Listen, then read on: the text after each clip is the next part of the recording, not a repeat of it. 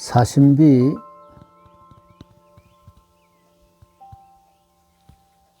후비,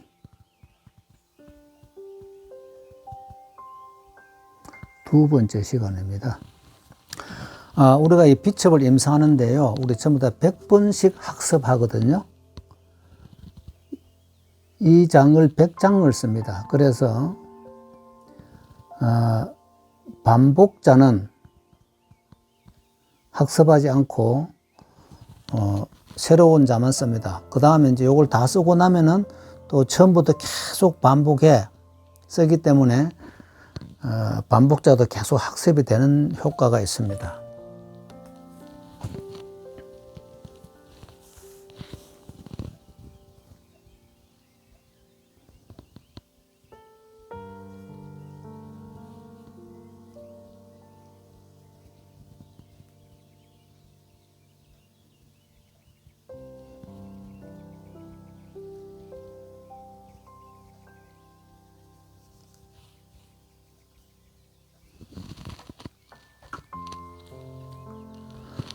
우리가 지금 예서를 학습하는 것은 우리가 방필을 배우기 위함입니다.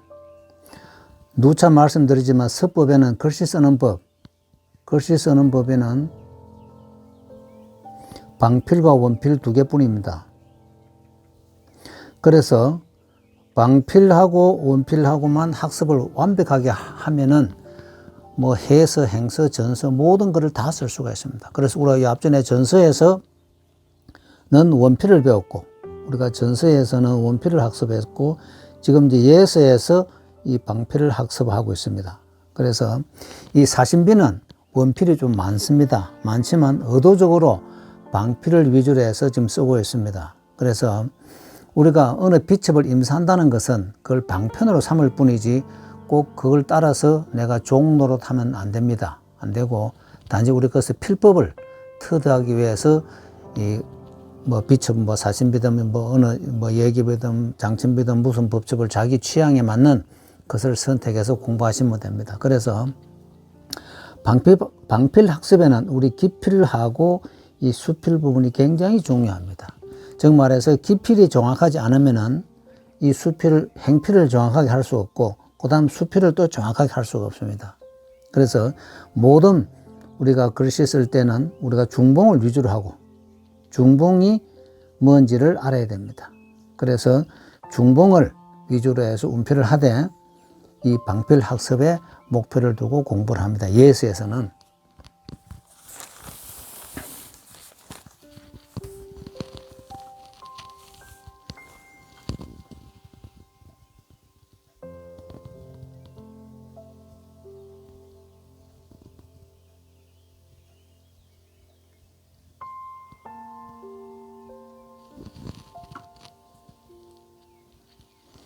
자, 그럼 우리가 방필과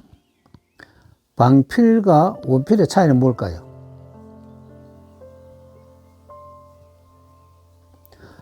방필은 붓을 페인트 붓처럼 이렇게 펴서 씁니다. 붓을 이렇게 펴서 쓰는 것이 방필이고,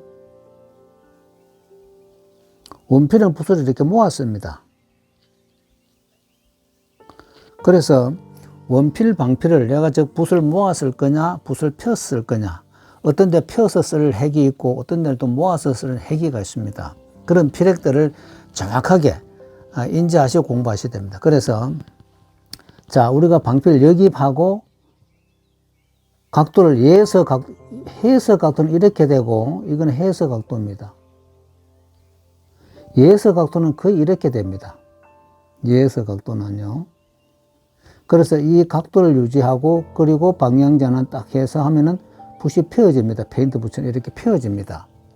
펴졌을 때에 약간 제필로 가운데까지, 다시 여기서 약간 돈필로, 그리고 절전해서 붓을 중봉으로 서서히 수필합니다. 그래서 이 부분도 그냥 붓을 이렇게, 이거는 절대 아닙니다. 아니고 이쪽으로 중봉으로 운필해 주는 게 중요합니다. 그래서 제가 누차 말씀드리지만 이 중봉은 꼭 알아야 됩니다. 중봉이 뭔지. 이론의 중봉이 아니고, 이론상은 우리 이 끝 봉이 가운데로 가면 중봉이다. 이건 이론상입니다. 이론상이고, 이론이 아닌 실제 몸에서 체험하는 것이 있습니다. 몸의 체험에 의해서 이거 중봉이구나 하는 것입니다. 그래서 반드시 몸으로 체험해 줘야 됩니다. 몸으로 체험해서 그래야 내가 중봉을 자유자재로 운편할 수가 있습니다.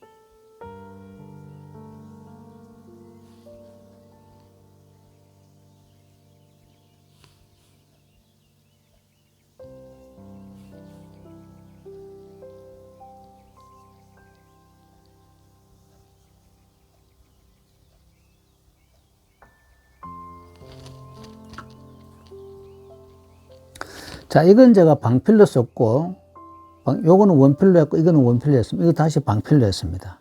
그래서 같은 방향이지만 방필로 할 거냐, 원필로 할 거냐, 이게 자유자재가 돼줘야 됩니다. 꼭 이 오른쪽 핵을 전부 다 방필로 하면 다 하는 것이 아니고, 방필을 할 때도 있고, 원필을 할 때도 있고. 그래서 그 다음에 이 네 핵 중에 이것이 제일 아래 핵은 약간 강하게 해주는 것이 좋습니다. 물론 이건 더 강하게 해주죠.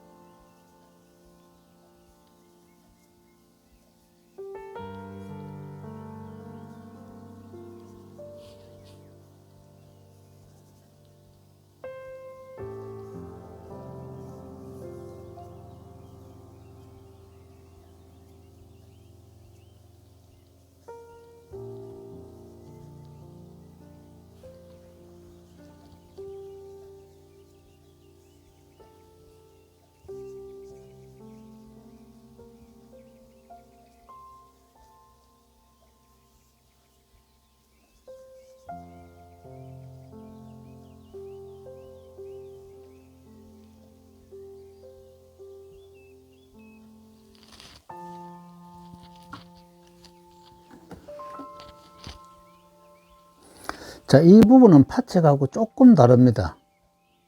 원필로 여기서 방향전환, 서서히 돈필로. 그리고 여기서 이제 전절해서 중봉으로 수필합니다. 자, 여러분들이 전절 제가 자꾸 얘기를 하잖아요. 전이란 것은 구른다는 뜻입니다. 붓을. 절이라는 것은 붓을 꺾는다는 뜻이거든요. 그래서 전도 이 방향전환 하기 위해서는 전절이 두 개 항상 한 몸이 되어줘야 됩니다. 한 몸이 되어야 먼저 선절을 할 거냐, 선전을 할 거냐, 아니면 선전을 할 거냐, 선절을 할 거냐에 따라서 거기 방향전환이 조금 나타나는 모양이 다릅니다.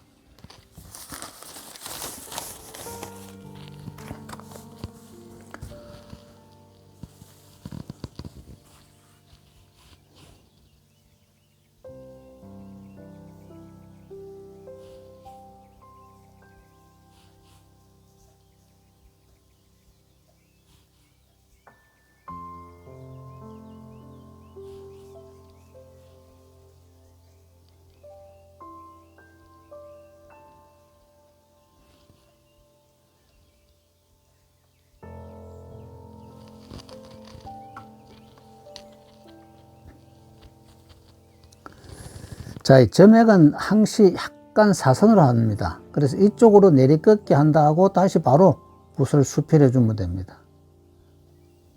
그냥 붓을 이렇게, 이거는 절대 아닙니다.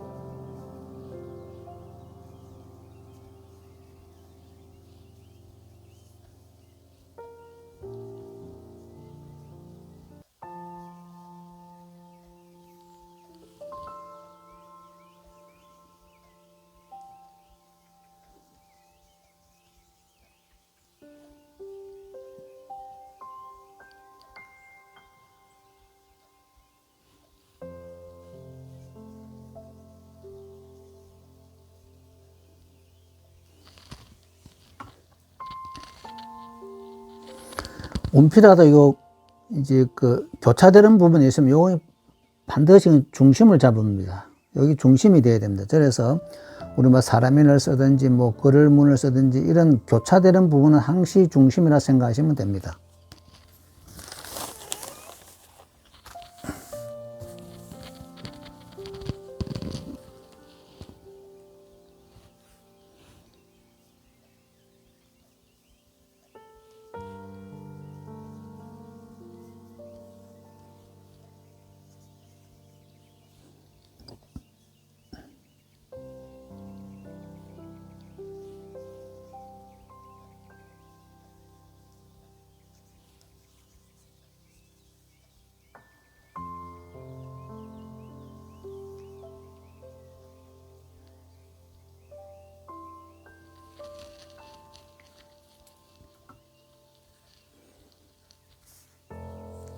자, 이 부분은요, 여기 원필을 갖고 여기서 다시 시작해서 방필로 씁니다. 그래서 여기 약간 가늘고 약간 강합니다.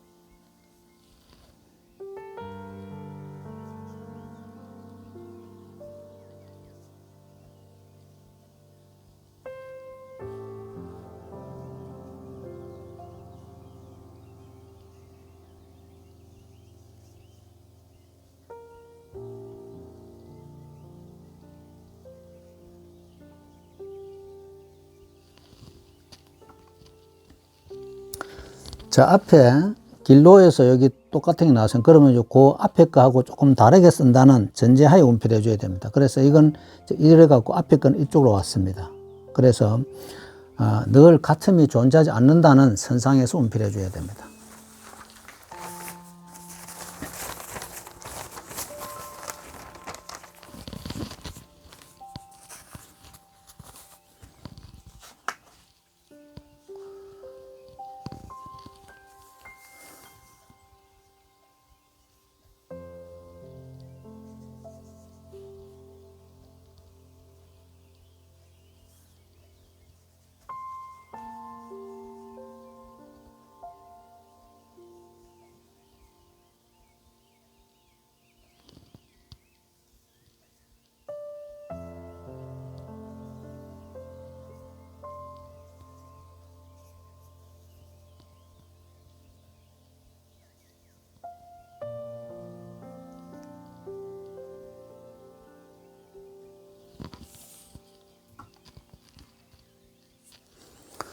이 선상과 이 선상이 서로 같이 한 선상에 놓이지 않도록 합니다.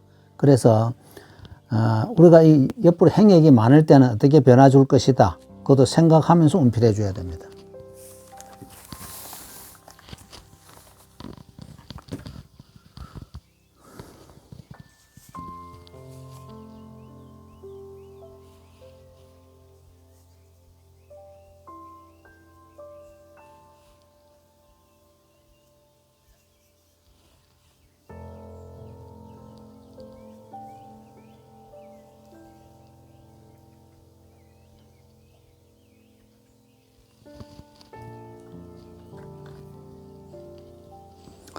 자, 이런 획도 내리 끌 때 그냥 이렇게 일직선 쭉 이것보다는 여기서 약간 이쪽으로 붓이 끌고 오를 듯 하면서 하면은 이것이 율동미가 있어서 조금 재미가 좋습니다. 그래서 항시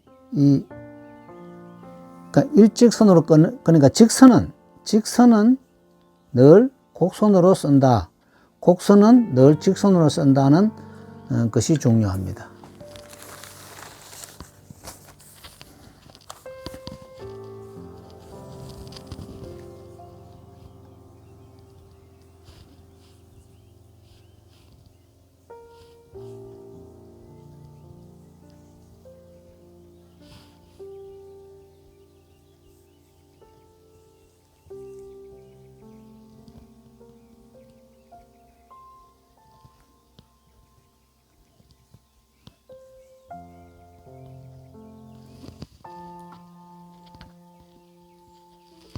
이 왼쪽 가는 게 정말 어렵습니다.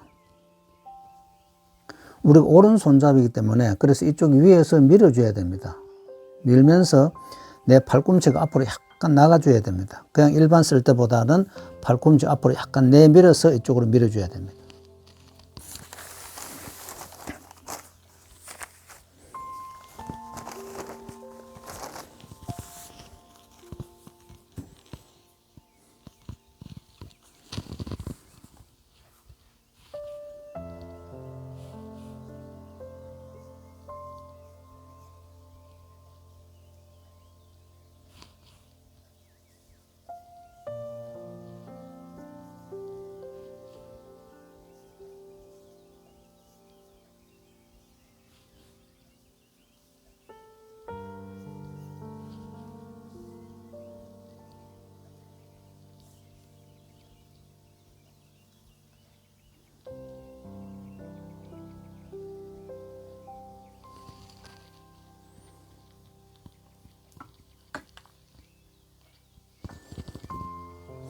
자, 여기서 우리가 서두에 말씀드렸지만 의도적으로 원필이더라도 방필로 학습을 합니다. 그래서 우리가 예술을 배우는 목적은 방필이 있기 때문에 그 방필 학습을 위해서 자꾸 방필 학습해 봅니다. 그런데 우리가 전서를 학습하고 나면은 예서에 들어오면은 이 방필이 잘 안 됩니다.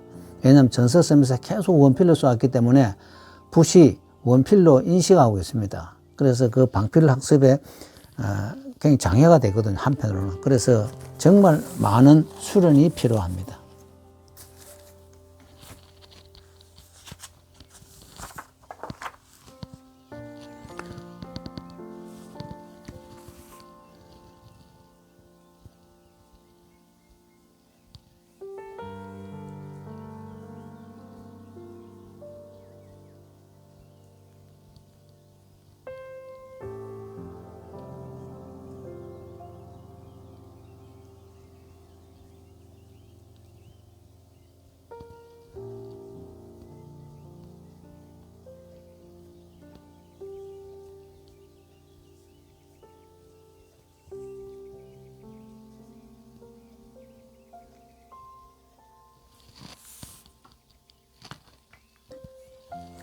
우리가 또 글씨 학습 중에 점액이 정말 어렵습니다. 점을 그냥 이렇게 툭 찍는 것이 아니고 항시 기필, 행필, 수필이 나와줘야 됩니다. 그래서 방향을 조금 다르게 하더라도 모든 점액은 기필과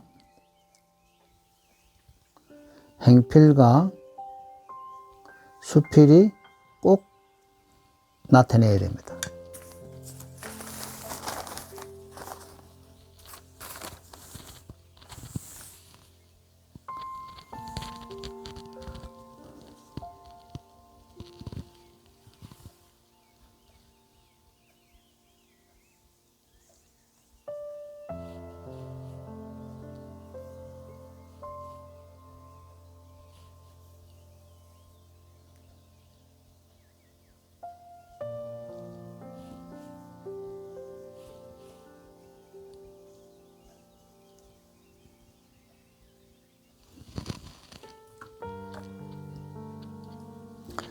이런 전체적인 이 운필할 때는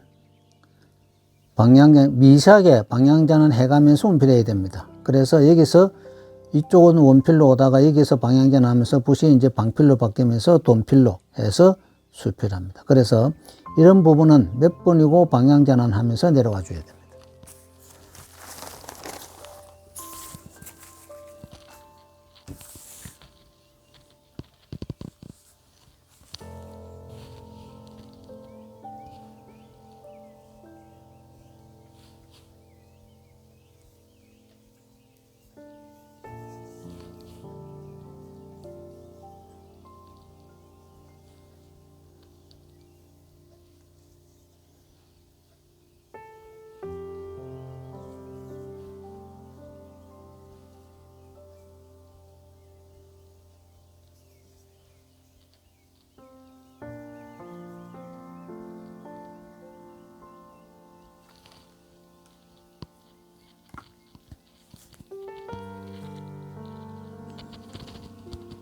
자, 요런 점액도 그냥 푹 뛰는 것이 아니고 기필하고 행필하고 수필합니다. 수필할 때 붓을 천천히 모아줘야 됩니다. 그래서 요런 거 작은 거 할 때는 몸에 체중을 다 실어야 됩니다.